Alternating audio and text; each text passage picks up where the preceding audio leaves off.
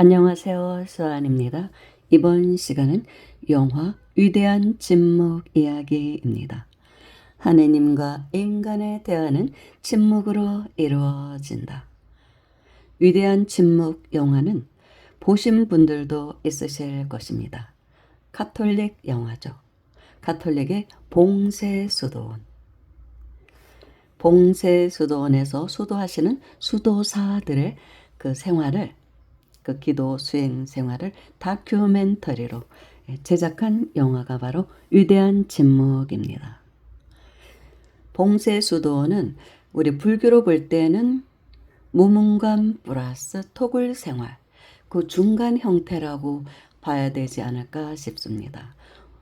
계속 갇혀만 있는 것은 아니고 밖으로 나와서 산책도 하고 같이 농사일도 하고 눈이 오면 눈도 쓸고 그리고 같이 이제 어떤 회의도 하고 같이 기도도 하고 뭐 그런 형태, 그렇지만 거의 침묵으로 일관하는 봉쇄수도원 이야기입니다. 이 영화는 독일의 필립 그로닝 감독이라는 분이 제작을 하셨는데, 이분은 다큐멘터리 영화 제작자이면서 시나리오 작가이기도 하다고 합니다. 필립 그로닝 감독의 작품으로 2005년도에 개봉되었습니다. 프랑스 알프스 산맥 정상에 있는 카르투지오 대수도원에서의 수사들의 수도 생활을 담은 다큐멘터리 영화. 근데 이 영화를 2년간 촬영을 하셨다고 합니다. 즉 2년에 걸쳐서 촬영을 하셨다는 것이죠. 그런데 이분이 이 봉쇄수도원을 촬영하시기 위해서 19년간이나 기다리셨다고 합니다. 수도회에 허가가 나오지 않아서, 봉쇄수도원이기 때문에 외부인 출입금지 지역이다 보니까 허가를 못 받은 것이죠. 그래서 끈질기게 이제 청을 올린 것이죠. 촬영하게끔 허락해 달라. 그렇게 해서 19년 만에 허가를 얻어서 수사들과 함께 엄격한 규율에 맞춰 생활하며 직접 운둔자의 삶을 체험하고 수도사들의 세계를 여행하면서 촬영한 그런 영화가 바로 위대한 침묵입니다. 이 감독도 참 대단하신 분이죠. 아마도 전생에 제가 볼 때는 신부님이 아니셨나. 그런데 그때 이런 수도사의 생활, 봉쇄수도원에서의 생활을 못 해본 그런 어떤 미련과 아쉬움이 남아서 이 생에서는 뭐 영화 제작자로 환생하셨지만, 끈질기게 19년간이나 그렇게 허락을 얻기 위해서 애를 쓰셨다는 것은 전생에서의 그 미련이 남아서 그렇게 된 것이 아닌가 하는 생각이 듭니다. 우리나라에서는 2009년도에 개봉이 되었습니다. 162분간의 완전한 침묵 속으로 들어가는 것이 바로 이 영화입니다. 카르투지오 봉쇄수도원. 가톨릭에서는 이제 수사라고 하죠. 그런데 이제 불교에서는 수좌라고 하죠. 선방에 계신 스님들을 수좌라고 합니다.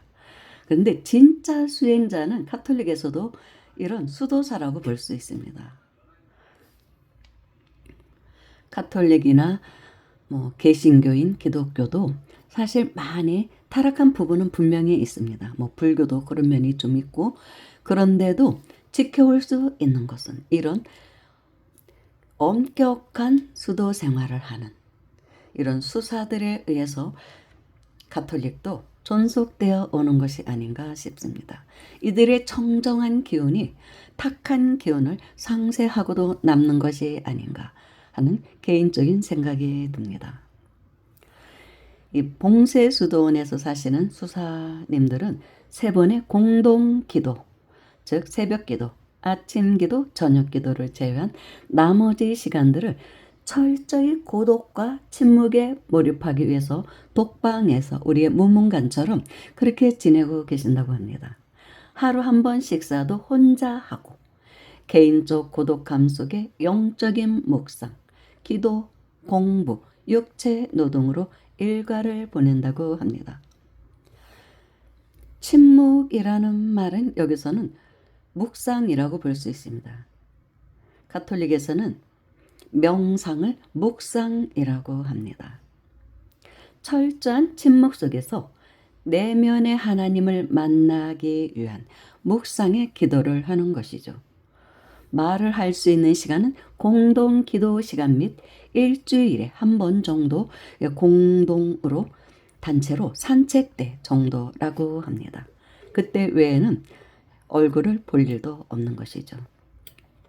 식사는 방에 난 작은 구멍으로 전해지며 불교의 무문관처럼 육식을 금지하고, 그런데 불교의 무문관과 다른 점은 반드시 창밖에 있는 자연 경관을 바라보면서 하도록 권고하고 있다는 것입니다. 영화에서는 창틀에 앉은 채 밖을 내다보며 식사하는 수도자 모습이 보입니다. 이것은 자연을 내다볼 때 하늘을 먼저 올려보게 됨으로써 먹는 시간에도 항상 하느님을 생각한다는 그런 상징적인 의미가 있다는 것이죠. 그래서 식탁 앞에는 반드시 창문이 있다고 합니다. 눈이 내린 수도원의 모습 참 아름답죠. 같이 울력도 하시고 너무나 아름답습니다. 이들은 순전한 금욕 생활을 지키고 복음 삼덕인 정결과 청빈과 순명서원과 그런 서원과 함께 침묵을 서원하신다고 합니다. 외적인 침묵과 일체의 잡념을 멀리하는 내적인 침묵이 규율이라는 것이죠. 저절로 그러니까 묵은 수행을 하고 계신 것이죠. 하루하루가 흘러도 계절이 바뀌어도 변함없이 수도사들은 언제나 같은 기도문을 외우면서 매일 같은 의식 속에 변함없는 일상을 살아가고 계신다고 합니다. 평생을 봉쇄수도원에서 사시는 수도사님들도 계시다고 합니다. 그러니까 침묵을 소개하는 영화로 자막도 없고 수사들의 인터뷰도 없고 계절에 따라 변화하는 풍경과 더불어 매일 일하고 기도하는 수사들의 말없는 몸짓만이 우리가 볼 수 있는 작품의 전부입니다. 자연적인 빛, 즉 햇빛이나 소리만을 허락했다고 합니다. 촬영할 때 인위적인 것은 절대로 허락하지 않았다고 합니다. 바람소리, 물소리, 새소리만 들립니다. 효과음도 허락하지 않았기 때문에 그런 인위적인 채광을 거부한 것이죠. 그리고 개봉 후에 많은 상을 받은 작품입니다. 그래서 이 영화를 보다 보면 절절한 고독 속에 파묻히게 됩니다. 저절로 너무 고독해. 꼭 저렇게까지 수행을 할 필요가 있을까 하는 솔직히 그런 생각이 들어요. 뭐 저렇게까지 해야 될까? 봉쇄수도원에 갇혀서 저렇게 하실 필요가 있을까? 우리 같은 학은계는 당연히 그런 생각이 들고, 그리고 대부분의 사람들은 아마 영화의 반에 해당하는 시간은 조시지 않을까 싶습니다. 깨어서 온전하게 160분을 바라보는 게 쉽지는 않아요.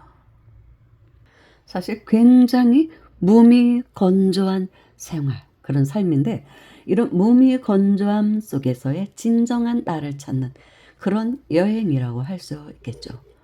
침묵 속에서 내 안에 계신 하나님과 만나는 그런 여행. 가톨릭에서는 하나님을 만나고 대화를 나누고 하나님 안에 머무는 것이 침묵 중에 가능하다고 합니다. 영성적 의미에서의 침묵이란 그 자체로서 기도라는 것이죠. 침묵이 곧 기도라는 것입니다. 그래서 우리가 어떤 기도를 하든 마음을 고요하게 집중시키는 것이 기도의 준비 단계라고 합니다. 불교에서는 입정이라고 하죠. 기도하기 전에 입정에 듭니다. 이래 하잖아요. 어떤 기도를 하든 마음을 고요하게 집중시키는 것이 기도의 준비 단계라는 것입니다. 침묵이란 하느님 곁에서 어떤 말도 생각도 상념도 하지 않은 채 오로지 하느님 그분의 현존을 평온하게 체험하려는 기도를 말합니다. 내면에서 하나님의 말씀을 듣고 그분의 사랑을 느끼는 일이죠.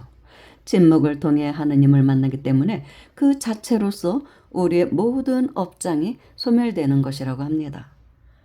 침묵 그 자체가 묵상의 기도, 그 명상 자체로서 우리의 업을 소멸할 수 있다는 것입니다. 마음속에 고요함과 평화가 없다면 우리는 하나님을 느낄 수 있는 영적인 감각을 잃어버려서 하나님의 뜻에 어긋나는 말과 행동을 하여 점점 하나님의 사랑에서 멀어지는 그런 타락한 삶을 살게 된다는 것입니다. 이런 침묵 수행을 할 때는 처음에는 일단 외적인 침묵을 중요시합니다. 즉 언행을 조심하라는 것이죠. 그것이 바로 외적 침묵이라는 것입니다. 이런 외적 침묵은 내적인 침묵을 지키기 위한 선제 조건이란 뜻이죠. 그리고 내적 침묵은 우리들의 모든 욕구를 정화하는 것을 의미합니다. 즉 갖고 싶고 알고 싶고 좋고 싫고 하는 그런 욕망들을 포기하는 것이 우리의 내적 침묵을 지키는 필수 조건이라는 것이죠. 가톨릭 교회 교리서에는 기도 생활을 깊이 있게 해주는 기도의 형태를 세 가지로 나누어 말합니다. 즉 소리 기도, 묵상이고 그리고 관상 기도입니다.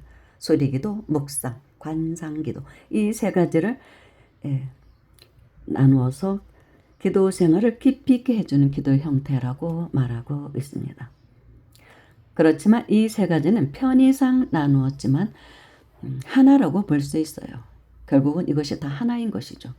소리 기도를 신행생활의 초기에나 또는 수준이 낮은 사람들이 하는 것으로 오해해서는 안 된다는 것이죠. 소리 기도는 우리가 불교에서 말한 염불, 만트라, 독경 그런 게 이제 소리 기도라고 볼 수 있죠. 사실 가장 대중적인 기도가 소리 기도라고 할 수 있습니다. 가장 훌륭한 일반 대중의 기도라고 할 수가 있는 것입니다. 소리 기도는 마음속으로 또는 입으로 소리를 내서 하기도 하는데 이 소리 기도를 통해서 이제 관상 기도로 나아가는 것입니다. 아무튼 이 세 가지 형태의 기도를 통해서 수행자는 주님 또는 하나님에게 나아가는 것이며 브라만과 아트만이 하나가 되는 길이라고 할 수 있습니다. 그런데 우리가 신앙생활을 하는데 주의할 점은 지나친 신심 활동이라는 것입니다. 이런 말을 하죠. 절도깨비야. 완전히 절귀신이야. 그런 말을 큰 스님들이 하십니다. 완전히 절귀신이구만. 그냥 절에 와서 사는 게 삶인 사람들이 있어요. 가정도 갖고 있는데 그거는 그다지 바람직하지 않다고 말씀하십니다. 그리고 일정한 장소만 고집하는 사람들도 있어요. 법당에서도 자기가 앉은 그 장소 있죠. 좌석, 그 위치만 고집하는 사람이 있어요. 그래서 본인이 조금 늦게 와서 누군가 거기다 방석을 탁 놓고 있으면 피하라고 그래요. 아, 이거 원래 내 자리니까 좀 다른 데로 옮겨 주십시오 하고 그러는 분들이 있어요. 그럼 좀 그렇죠. 멍찌죠. 근데 이분들은 거기서 그 자리에서 기도를 해야만 기도가 잘 된다는 거예요. 그 습이 들어서. 근데 그런 거는 그렇게 바람직하지가 않은 것이거든요. 그리고 또는 지나친 고행을 하는 것도 바람직하지 않습니다. 그리고 연불만 최고다 또는 다라니가 최고다, 선만이 최고다, 명상만이 최고다 이렇게 주장한다는 것도 사실은 내적 침묵을 우리가 지키는 데는 다 방해 요소가 된다는 것입니다. 그런 행위 자체도 엄격한 의미로 보면 집착이거든요. 습이라는 것도 다르게 보면 집착이 될 수가 있어요. 그래서 그런 것을 진짜 수행자라면 경계하라는 것입니다. 그런다고 기도가 잘 된다는 것도 관념인 것이죠. 그걸 타파해야 됩니다. 정말 기도를 잘하는 사람들은 장소나 시간에 구애받지를 않습니다. 언제 어디서든 밥을 하거나 뭐 목욕을 하거나 길을 걸을 때나 마트에 갈 때나 늘상 똑같이 염불을 하면 염불을 하든 뭐 다른 일을 하든 할 수가 있어야 되는 것이거든요. 근데 이제 초보자들은 이렇게 집착할 수가 있습니다. 근데 계속 끝까지 거기서 벗어나지 못하고 계속 집착하는 사람은 좋지 않다는 것입니다. 봉쇄수도원에서 이렇게 참 수도하시는 수도사님들이 같이 모여서 담소를 나누는 참 모습이 너무 아름답게 보이죠. 자연을 배경으로 해서. 그렇지만 아름답다는 생각도 들지만 그냥 뭐 걸어가는 소리, 새소리, 뭐 자연의 소리, 문을 탁 닫을 때 그 소리 뭐 이런 것만 들리니까 너무나 적막하더라고요. 하느님을 만난다는 것이 이렇게 힘든 것인가? 내 안에 모셔져 있는 부처님, 불교로 볼 때는 자성부를 만나는 그런 일이 이렇게도 절절해야 하나. 그렇지만 이런 분들의 맑은 기운이 저는 이 세상을 정화시켜주고 있다고 믿고 있습니다. 그래서 늘 존경하는 마음이 드는 것이죠. 정말 어떻게 보면 이 지구에 어울리지 않는 분들 같다는 생각도 듭니다. 천상에서 오신 분들 같아요. 어떻게 이렇게 인간적인 모든 욕망을 절제하고 이렇게 생활하실 수 있는 것인지. 그래서 이런 영화를 볼 때면 저절로 제 안에 있는 탐진치가 정화되는 그런 느낌이 듭니다. 사실 이런 영화 한 편을 보는 것만으로도 나의 많은 업이 소멸될 수가 있어요. 경건한 경전을 읽음으로써도 업이 소멸되지만 이런 영화를 보고 이런 훌륭하고 수승한 수행자들의 삶을 바라보는 것만으로도, 그래서 우리가 감동을 받는 것만으로도 상당 부분의 업이 소멸된다고 저는 생각합니다. 그럼 여기서 방송을 마치겠습니다. 감사합니다.